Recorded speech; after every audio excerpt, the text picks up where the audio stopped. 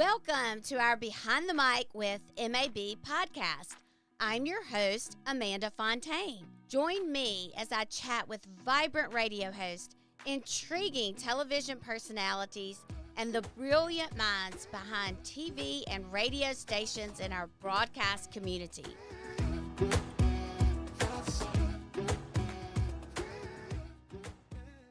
On this electrifying episode of Behind the Mic with MAB, I am sitting down with Cash Matlock, the award-winning news director who's shaking up Mississippi media at the very young age of, are you now 30? Just turned 30 in May. Just turned 30. He's such a baby. Cash oversees news content for 10 radio stations under Digio Strategies, where he blends sharp journalism with cinematic storytelling to deliver news that actually connects. From earning the 2024 MAB Radio Rookie of the Year title to dominating the 2025 awards circuit with first place wins in breaking news and severe weather coverage, Cash isn't just making headlines, he's rewriting how they're made.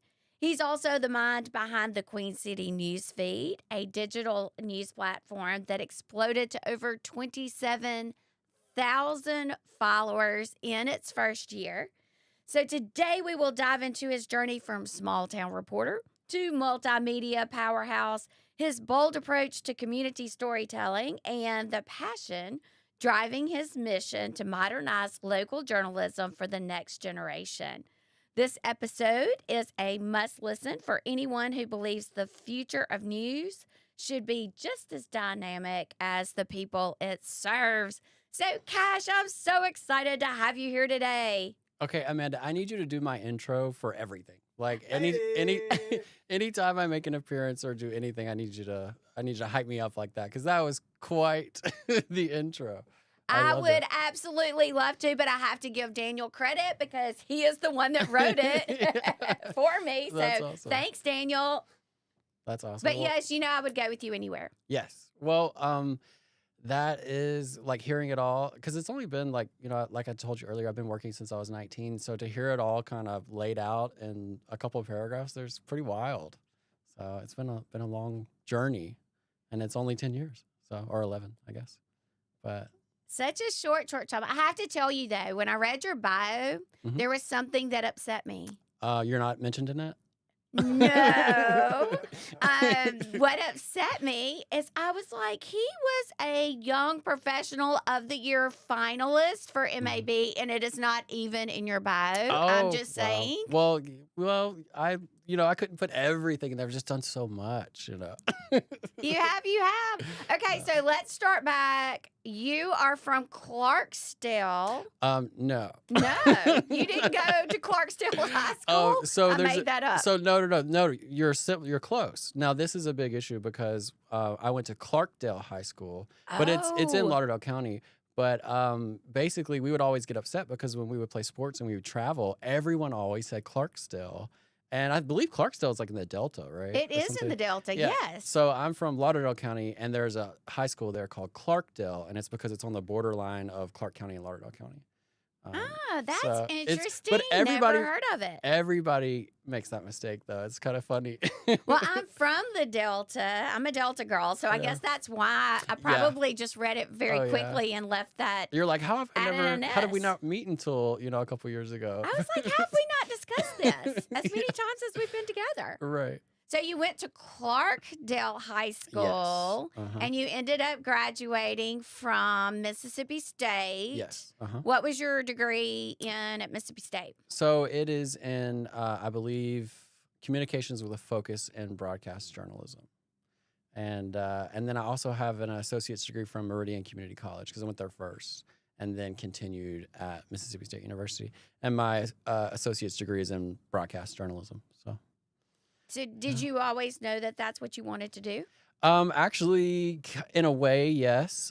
So Hurricane Katrina happened when I was about, what was that, 2005? So I would have been about 10 years old. Was that right? Something like that, like 2005-ish? Maybe not. Okay, it is. So my mom actually took me outside and made me pretend to be a reporter. And this was after the hurricane, by the way, not during the storm. But she like took me outside and me and my sister both, and we were like commentating on all the damage, just making a funny home video. And ever since that moment, it just kind of stuck with me. And I don't know why I didn't go into meteorology, but yeah, it just kind of stuck with me. And I knew I wanted to do something with a camera. And for a minute there, I wanted to do film work and wanted to be like a director, like a big Hollywood director. And I had always had that dream to kind of go into film. And I remember thinking, well, the only thing in Meridian that you could do with a camera would be broadcast journalism. And so it kind of just happened, and that's definitely a more stable job. So it just kind of fell into place, and but it all started when I was about 10 years old, and with kind of pretending to be a news anchor, and then became a news anchor. So is your mom so proud of you? Oh my gosh, yeah. It's so proud it's annoying, actually. Oh, that is so cool. I've Yeah. never heard. This is the first time I've heard this story. Yeah, I'll have to see like if she has the video somewhere. It's probably like on some old desktop computer or something. But I think, at one point I was like straddling like a tree that had fallen. It was like giving some, 10-year-old news report. So, yeah. You need to share that with me. I know. I need to try to find it. It's buried somewhere, I'm sure. You mentioned film. Yes. Uh-huh. You did a little bit with that for a while. Yeah, so I did the news. So I started news when I was 19, did it all the way up until about maybe 26 or 27. And then took a little break because, a lot of people in news will tell you the pandemic was hard for broadcasters and journalists. I mean, it was just very taxing. So I needed a little break after that, after 2020. I took about 2 years off, and I pursued some old passions I had in film. I worked small scale, independent films and things like that. My friend Michael Williams, who's actually a filmmaker in West Point, was able to kind of make me get the connections for me, basically, and get me on some work crews. And the first thing he got me on was they filmed an episode of The Unexplained with William Shatner in the Delta. And it was an episode they were doing about, gosh, now that I'm on the spot, I'm struggling to remember his name, but he's Robert Johnson. Sorry, Robert Johnson. He's a bluesman from the Delta. And, there's that legend that he went to the crossroads and sold his soul. And they did a dramatic reenactment of that. And I didn't do very much there, but I was allowed to like help out on set and kind of help out with that episode. And then my friend Michael got me on to another independent film called Don't Die that was filmed in Birmingham and a little bit filmed in Tennessee, or I think the majority was Tennessee and then a little bit in Birmingham. And there's a group of great filmmakers there that do like independent film work. And Don't Die actually came out on DVD like this week, and I got my first copy of it yesterday. So I'm so excited to watch it. And so I worked in the camera department, and while we were on set, something came up, and I actually got to also play a dead body. So I got to be like a body double because it's a horror film, if I didn't mention that earlier. You did not mention that, Yeah. but that's pretty cool. Kinda So like you were a dead body. Yes, and you can see it's like in a wide shot, So I'm just like laid out there on the ground. It's pretty cool. Very cool. And then I also did a short film called Wrath Mercy and got to work with some really amazing people. And so I did a couple of those things. And then as I'm pursuing my dreams, the writer's strike happens and everything kind of dries up. And so then I went back to news. And back to news. Yeah. Well, after Mississippi State, your first job was at WCBI? After Mississippi State, yes. And I actually got that job during Mississippi State, I think like during my last semester. And was the weekend reporter. And then, if you stay with something long enough, you kind of get promotions gradually. So went from weekend reporter to weekday reporter, and then eventually anchor. And I think when I left there, I was anchoring the 9 p.m. and the 10 p.m. newscast for the, Monday through Friday. I bet you were awesome. And did you work with Mr. Derek Rogers? Of course. Derek and Mary Carol Sullivan, two of my Yes. most favorite people, basically like my surrogate parents, you know, so because I was away from home, so like they were kind of like my friends and parents, you know, and they're just awesome. Everybody in that community is awesome, and I really got to learn like the fundamentals of writing, because writing I think is so crucial, and it's such a it's almost it's kind of like dying out, you know, like good writers. And MC is a great writer. I mean, she really just showed me how to not just report the basic bullet points of a story, but to really pull the viewer into the story. And I don't know if I have that ability, but like if I could even have like 25% of her ability, you know, I think I'd be a pretty decent writer. So every journalist needs, every young journalist needs that. They need that mentor who can not just show them the basics, but show them how to really, I don't know, make a captivating story and to look at it from a different angle. When I first started, I mean, I would turn things in and she would basically say, start over. You know? And you didn't take it personally, huh? I did. At first I did. You're like, well, actually. Yeah. Yeah. No, at first I was like, I suck at this, you know, like this is just, oof, you know. But then when you put your ego aside and you realize like, well, I'm young and I've only been doing this a couple years, like maybe I should listen to what she's saying. It was just, you know, the things you learn in that environment. And then certain news stories come up, like big news stories, or maybe it's complicated. Like maybe we're talking about like the city budget and city taxes and things like that. And it's like, as a 22-year-old, like, I don't know anything about that. You know, I don't own property, I don't pay taxes. But you learn from, you know, the people that have been in the industry. You learn how to report on things like that, and how to be a credible reporter and to do your research and know what you're talking about. And maybe you are young, but you could still put in the work and find something, you know, to deliver to your audience that is credible. So, but the lessons you learn as a young reporter in your first station or your second station, I mean, it's just, that's really what makes you, I think. I know I miss MC and Derek a Yes. lot. They're Was two of my Joey favorite people. there? Joey was then? there, yeah. So Joey was there. Andrea Self, another. Joey and Andrea got to work with both of them, got to co-anchor with some of them every now and then. You know, me and Andrea got to do cooking segments together in the kitchen, you know. So got to do a lot of really cool stuff there. I mean, I think I was there for roughly 3 years. Some of my favorite memories are from that building, and I'm still friends with the staff. Like, we all went up to Chicago for our sports anchor at the time, Courtney Robb. We all went to her wedding, you know, and it was like a miniature WCBI reunion, you know. So it's like the friends you make stick with you, because I mean, I left there in 2021, and a lot of us still talk weekly. So, That is awesome. I love yeah. that. Yeah.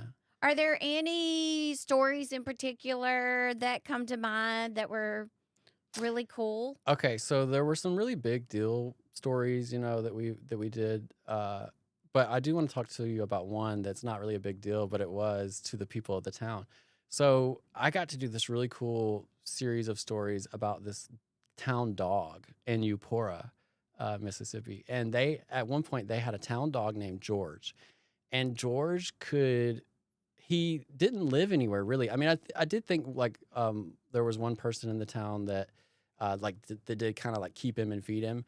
But for the most part, this dog walked around the entire city, and he kind of had like a schedule. Like the way I did the story, I remember like interviewing the townspeople. They were like, well, on Tuesdays, he's at the hardware store, and on Wednesdays, he's at the ice cream shop. And it's like he had this like routine where he would go around.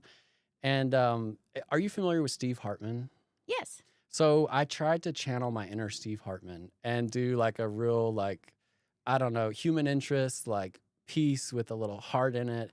And we followed this dog around, and we actually ended up doing, I think, 2 to 3 stories on it, and would follow this dog around and interview the people that he interacted with. And at one point we had like a microphone on the dog, so you could like hear him breathing, you know, as he's like hoofing it down the road.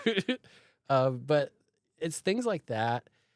You know, news isn't always just, you know, murders and shootings and house fires. Every now and then you get a nugget that really connects to the community. And that's the kind of feature story that I think I really love. And MC is one of those writers who knows how to write a feature story. So working with her and just getting the feedback on like, okay, well, you know, when you go in and film it, you need to film it this way so that you can kind of get that, like you need to do like the perspective of the dog, like of George, like his POV. And so, you know, I think we kind of, there were some angles where we shot it at a low angle. So it was like you were the dog, you know, it was just really cool. It's one of my favorite stories. And then unfortunately, George did pass away. Oh. And that was actually my last story that I did at WCBI, was like the final piece of the George story. Well, So, that's kind of sad, Cash. I know. I just ruined the whole podcast with that. I'm like, Yeah. oh, And actually poor he did. George the town Yeah, dog. and he did pass away. Yeah, no. But it was just, it was kind of like the full circle moment. You know, it's like working at WCBI, getting to do stories like that, and then my last story being like the final story of a good series. It was like just totally full circle. Just felt like everything fell into place at the right time, at the right moment. And then, even though it was a sad story, like it was also sad for me to leave.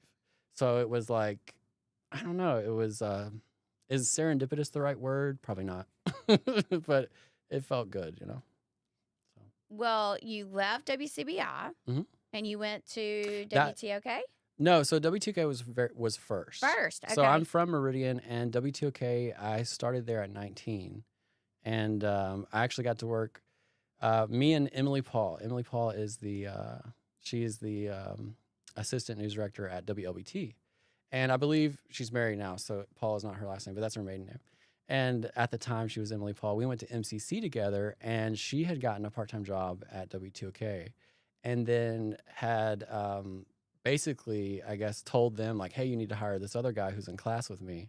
And so I got to come on, and I was like floor director, like just doing the cameras on the floor. I was doing the audio board, doing the teleprompter. And all of this was at like 5 a.m. in the morning, because my first job was like the morning show, you know? So you had to go to work really early. And I remember I was there for maybe like 6 months or something like that, maybe not even that long. And we lost our morning show producer. And so they basically came to me and they said, can you do the morning show? Like, do you know enough about it that you think you could produce it?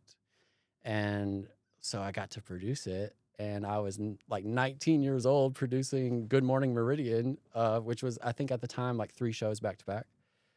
And definitely thought I was in over my head. You know, I was like, oh gosh, like the people watching have no idea that like a literal child is running this station, you know? And it was just really cool. I remember I tried to incorporate all of these interesting things to do in a morning show. Have you ever seen the movie Morning Glory with Rachel McAdams? Yes. Okay, so you know how she's like a small town morning show producer, and then she gets to work for like the Today Show basically, and they have to get their ratings up, like because they're like third in the ratings or something. So she starts doing all this weird, crazy stuff. So I, being 19 and naive, was like, I'm gonna do weird, crazy stuff on my show. So I would get the anchors and the meteorologists to do strange things. Like I think one time I had meteorologist Nick Gunter. I had him like bottle feed a baby goat live on air because we had like a petting zoo come on or something. That's different.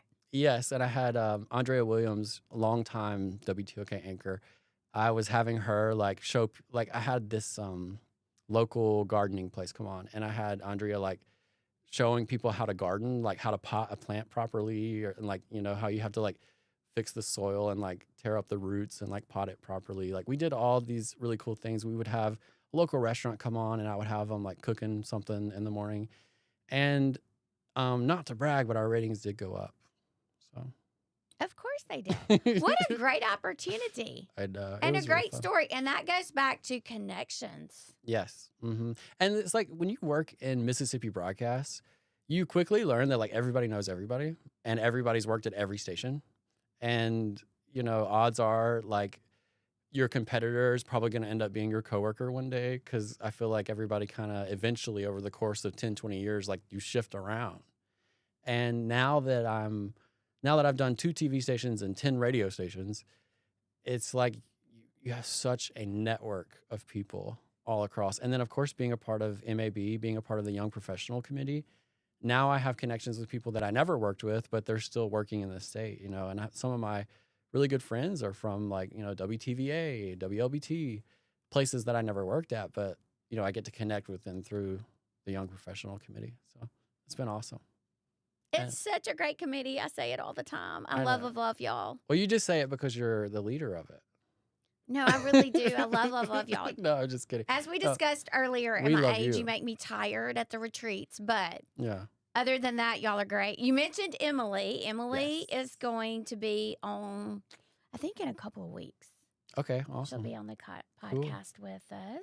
Very cool. Well, she got me my first job, basically. So, I guess I owe her. I don't know.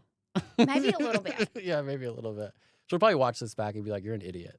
No, not at all. Yeah. I do love y'all's committee, though. Let's see, this week scheduled your next retreat for Natchez. I know. I'm so excited.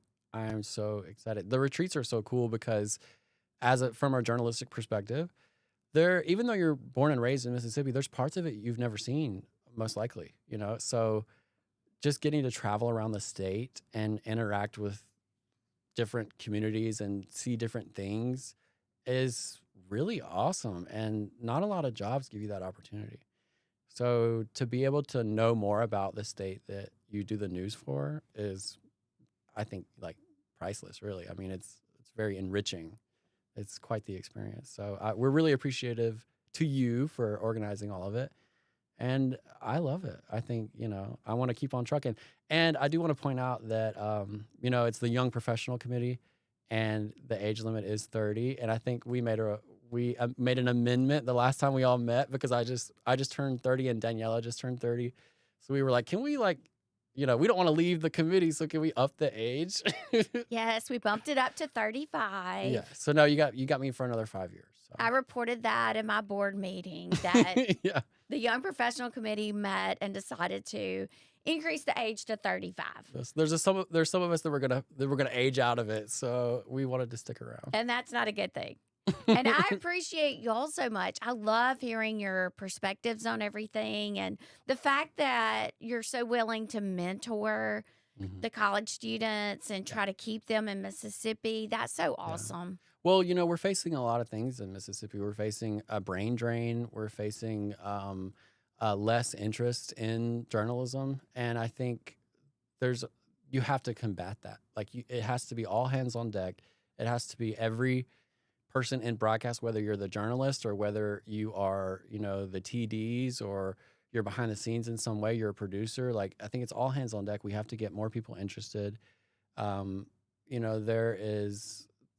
There's in a way, there's a threat to journalism because with the way that the internet is now, I mean, you don't know what real news is and what the real news is versus what is an AI product or, if you've gotten on Facebook lately, you've probably seen a lot of AI news stories that are not necessarily true and they get a lot of engagement and a lot of traction. And that's dangerous, So it's we really need to find a way to put a focus on credible journalism and people that have the credentials to back that up. I 100% agree. Yeah. As you do mentor your mentee, I forgot which college your mentee was from this year. I believe it was, oh gosh, I can't remember the college either. Okay, that's terrible that we can't remember. We didn't talk too much about college, though. We mainly focused on broadcasting. So yes, which is what we want you to do, obviously. Yeah, I'm such a great mentor. But no, you are. What were your words of wisdom for your mentee just thinking about coming into the broadcast industry?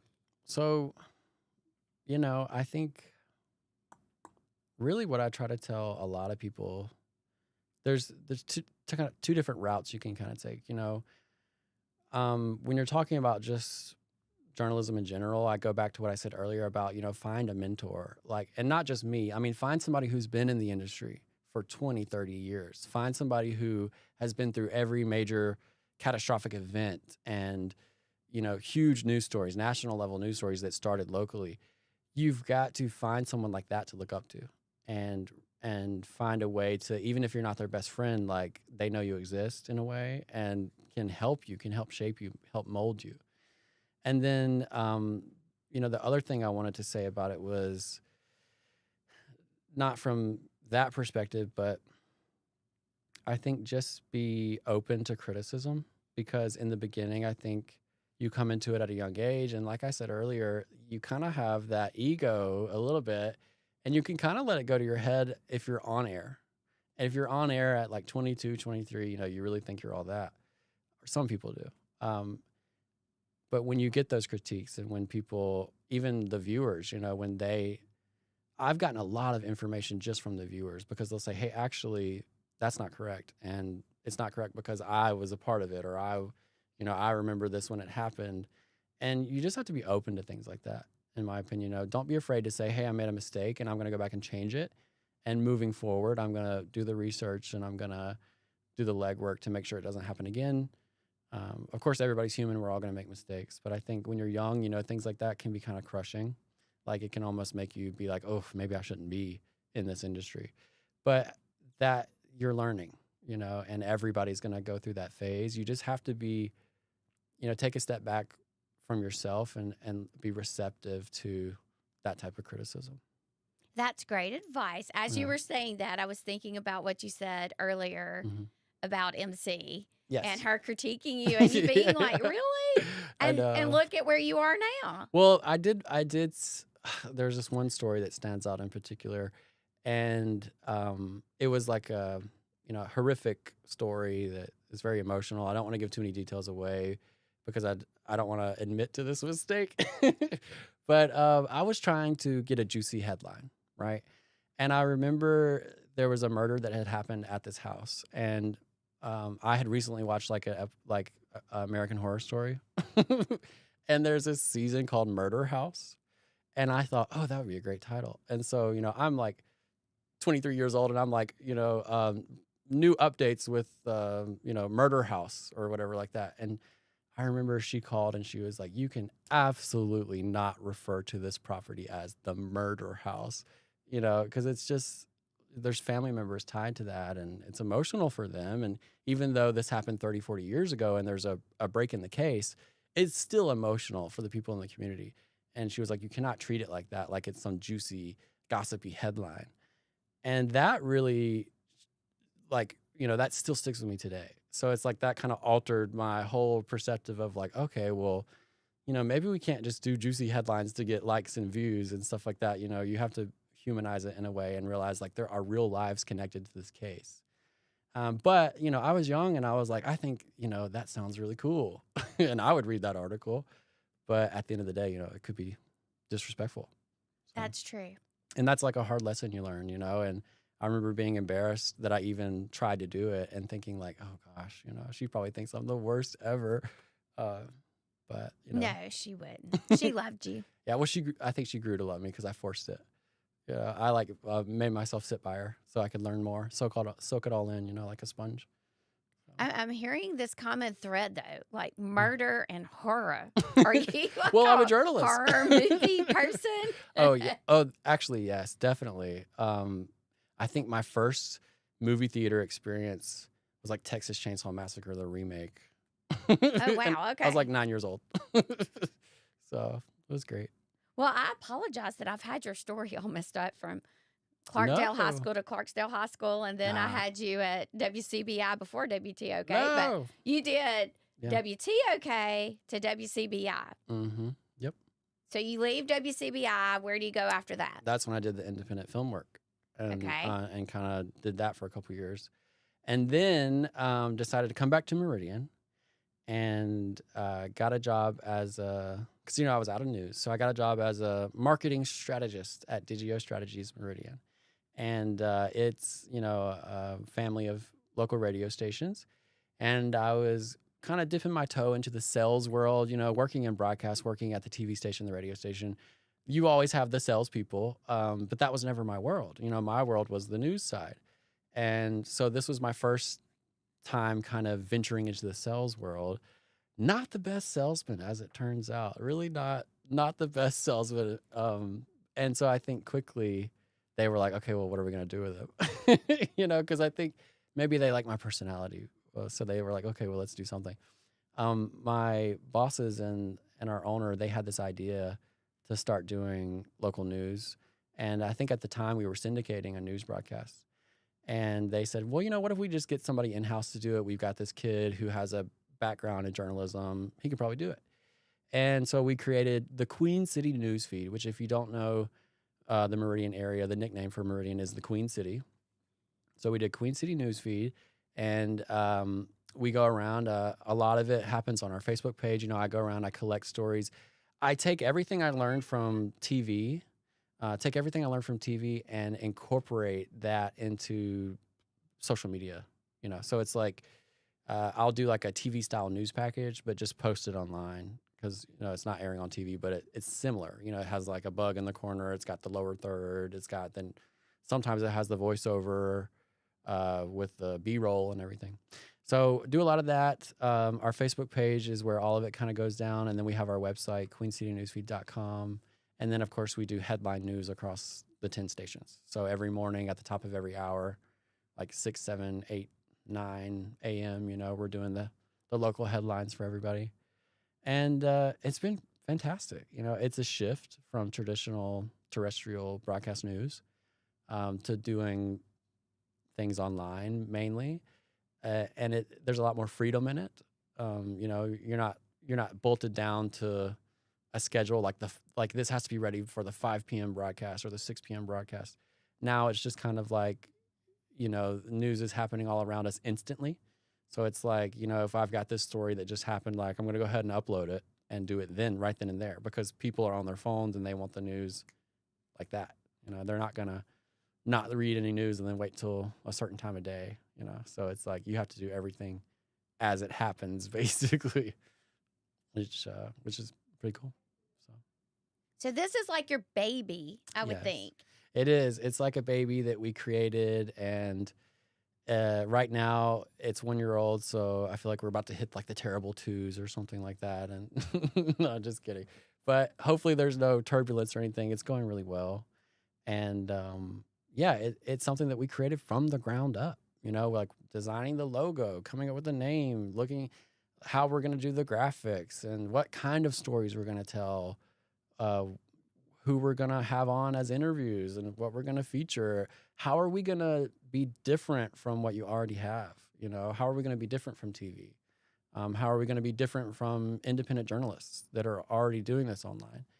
And it's challenging. It's challenging to find something that is worth watching, but I think we've done it. I mean, we've got, we started out with 0 followers, and it's been 1 year, and now we have almost 28,000. So it grows every day, and you get feedback from the community every day, that they're enjoying it. And I guess that's the goal, really, is to just represent Meridian well. I think if you're from Meridian, that there tends to be a negative mindset around the entire city. And my goal is to tell the stories that are in Meridian, the stories that are around Meridian, and maybe be a small part of changing that mindset. And maybe it's not all gloom and doom, and maybe Meridian has potential to really be something great, and it is something great. So maybe we can make people see that more. And there's so much history in the city too, so highlighting that every now and then, while also looking forward to the future of Meridian. So I don't know. Well, what you're doing is obviously working. Amazing that you have almost 28,000 followers. I know. And, some people look at that and they go, oh, that's nothing. But for me, like, my personal social media, I think I've like never broke 1,000. So it's really cool to be a part of something that's growing fast and gets engagement. We get feedback. Some of it's negative. But, you just take the negative and you say, okay, they don't like this. What can I do to change it? What can I do to listen to the audience and change it in a way that maybe it's more presentable. So, but I love it. It's all day, every day. That's the other challenging part. It's all day, every day. So I said earlier, news these days is instant, and it never stops 7 days a week. So you have to be prepared for that. So it's kind of like you live your life in between the news, What does a typical day in the life of Cash Matlock look like? you're sleeping peacefully, and then you get woken up by a police scanner that says that the house 2 streets down is burning down to the ground, and you have to get up at 4 a.m. and go film it. And then on your way there, there's a car accident, and then later that day, there's a ribbon cutting for a new business that just opened up, and everybody's happy. And then you get to do an interview with somebody at a local foundation to promote their event. And then, maybe there's a murder, maybe there's, it's very, and I don't mean to joke about things like that, but that is what it's like. I mean, that's, there's something different, and you're constantly switching. And then on top of that, you're like, how can I get someone to sponsor this? So it's a lot. It's very challenging. It's a juggle. And, but it's so rewarding though, because when it all kind of falls into place, and when you do end up doing those stories, there's a story I did around Christmas time, and it was in Meridian, and it was a 13-year-old cold case of a missing person. And, they basically at some point, I believe it was like 2019, they had like declared this person to be, I guess, legally dead, and they had a funeral, or maybe didn't have a funeral, but they basically recognized that, they most likely had passed away. And in November, they found a body, and then they ran it through the crime scene, or crime lab, and tested it. Turns out it was the missing person. And I got to interview the mother of that person. And it was incredibly emotional. And this is somebody who has been missing their child for 13 years, almost 14 years. And when you make that connection with somebody and they trust you, and you're invited into that space, and you're in that intimate moment with them, and they're talking about their child, who they now have to, 13 years later, plan a funeral for, an official funeral. And they're getting that closure, but in a way, is it really closure? Do people really get closure in a situation like that? Navigating that, trying not to say the wrong thing, trying to also provide comfort, but also trying to inform the public of the story. That is difficult, but it's also one of, my proudest stories, because as a journalist, I think your goal is to make that connection with that person. You want them to trust you. To put that story in your hands and trust you with it, and hope, that you don't mess it up. That's very rewarding in and of itself as well. That's all you can hope for, is to be the kind of journalist that people go to and they say, I want to give you the story because I know you're going to do a good job with it. And that was very validating for me, I think. And it's one of my favorite stories that I've done.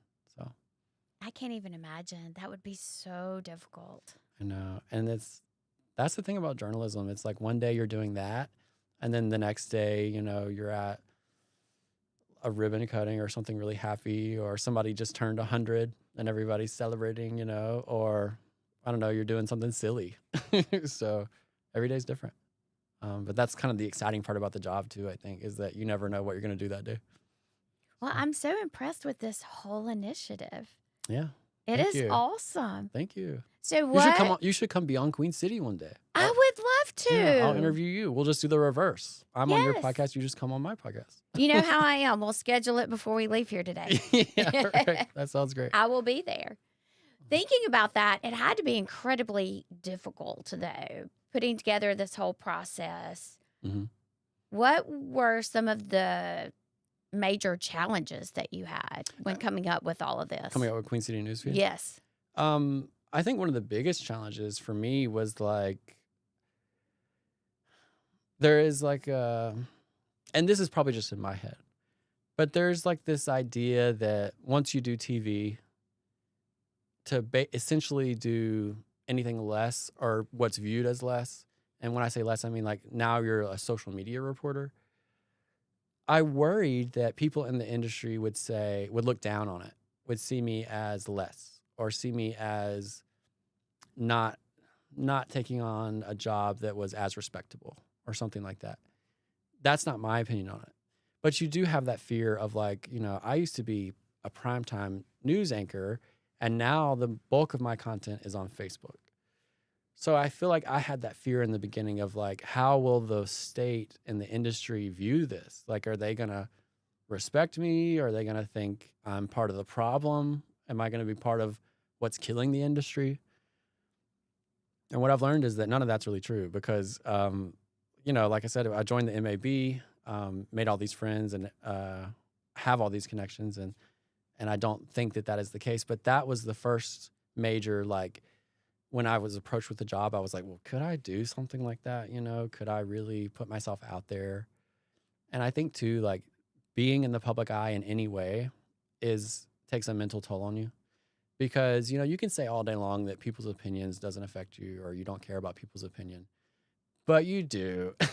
Of course you do. When I was on WCBI, I used to have this one guy that would message me like every day and he would say, ugh, really hate that suit and tie combo. Really don't like the color you chose or things like that, And so it's like, man, like people really like to voice their opinion, their unwarranted opinion. So it's like things like that, just public perception, I think is one of the biggest challenges. How am I going to be viewed? How are people going to receive it? Am I going to be made fun of, for doing something in the public eye again? And none of that's true.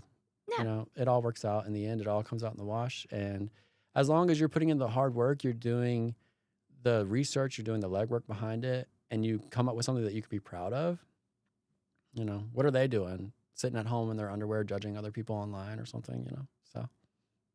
Well, I'm looking at the chat, actually. Oh, wow. The chat messages. So they love you. Oh, the chat.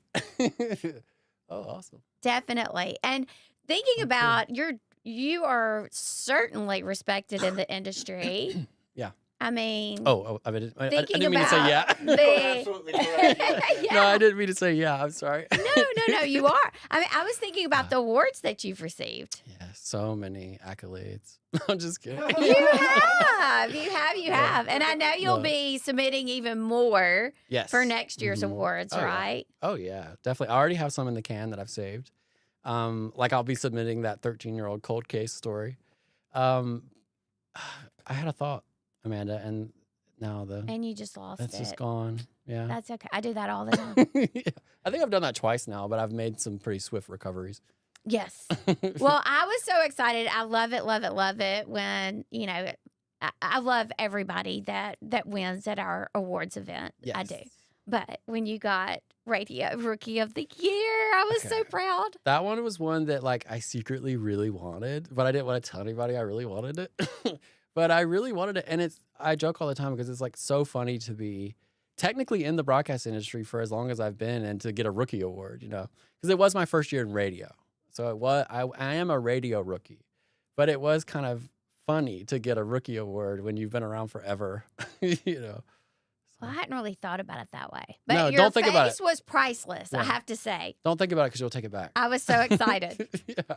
No, it was awesome. It's just gratifying, I think at the end of the day, awards are awards and they come and go. You may get them, you may not get them, but it is to take 5 minutes and say, I had a good year.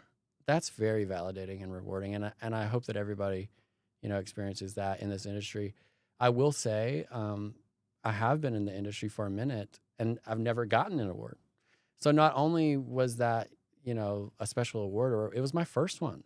So it was just really cool. And it's like, okay, 10 years of hard work. Now you get your moment on stage. You get to take the picture. You get to hold the trophy. So it's really cool. I love our awards event. And that's why, You do because such a great job. I with it. feel like our broadcasters don't get recognized Mhm. as much as they need to. So it's so special to be able to give them those awards. Yes, it is. And I think too, like, I don't ever feel any sort of like competitive nature. I think people in our broadcast industry are like genuinely happy for the other people. I think, when you see other people in the committee or you see other people at stations you've worked at or stations you even compete with, I think it's genuinely like, you know what? They do deserve that. They did work hard. That story was a great story. And to me, I see it as like motivation. It's like, okay, so what story did they win that award for? And how did they do that story? and why is it getting recognized? Like maybe like what little nuggets can I take from that, you know, and apply to myself. And it's also just really cool to really be there for your colleagues in a way, you know, and kind of remove that competitive nature for one night and just say like, just, you know, be there for everybody and kind of congratulate everybody. So, It's such a fun night with our hundreds of people that are there. yes. And you do such a good job. It's beautiful, well decorated. It flows nicely. You're a great host, you know, and I love the boots you wore, the sparkly boots. You're sweet. Thank you. Thank you. Thank you. Okay. It's about, How about we've I almost, talked? yeah, we've been on for a while. Do you like how I checked my imaginary watch? I do. I do. I do. So what do you want to leave us with? Oh gosh. Follow Queen City Newsfeed on Facebook. Go to queencitynewsfeed.com. No, just kidding. I guess. That's a good one. Yeah, I'll just plug all my stuff. No, I think like, you know, what I want to leave with is like, if you are a young person watching this, which hopefully you are, hopefully there's somebody young out there, and you want to get into this industry, Mississippi has a great foundation for broadcasters. We've got junior colleges that have great programs. We've got colleges with great programs. And then once you get into the industry, we've got so many great stations, and we've got TV, we've got radio. And then, of course, we've got the MAB, the Mississippi Association of Broadcasters. And if this is something that you even have an inkling in pursuing, just look into it, do it, reach out, message me, message Amanda, message anybody. You know, whoever your local news anchor is that you look up to, reach out to them. Because if you tell them that you have an interest in the industry, I guarantee you they'll reply back to you and help you in some way. So I totally agree with that. Well, Cash, thank you, thank you, thank you for being on today. thank you, Amanda. I love appreciate you doing so it. much. I want to come back. I can't wait to be on your show. Yes. Well, I don't have a real show, but I do have a page. Yeah, yet. Yeah, it's in the works. But I would love to interview you and make, you know, a really nice edited video. Edited videos are great. Yeah. Yes. Right. Well, thank you so much, Yes, and look forward to seeing you in Meridian soon. Yes. Let me know when you're in town. I definitely will. Okay. Thank you. Thank you for having me.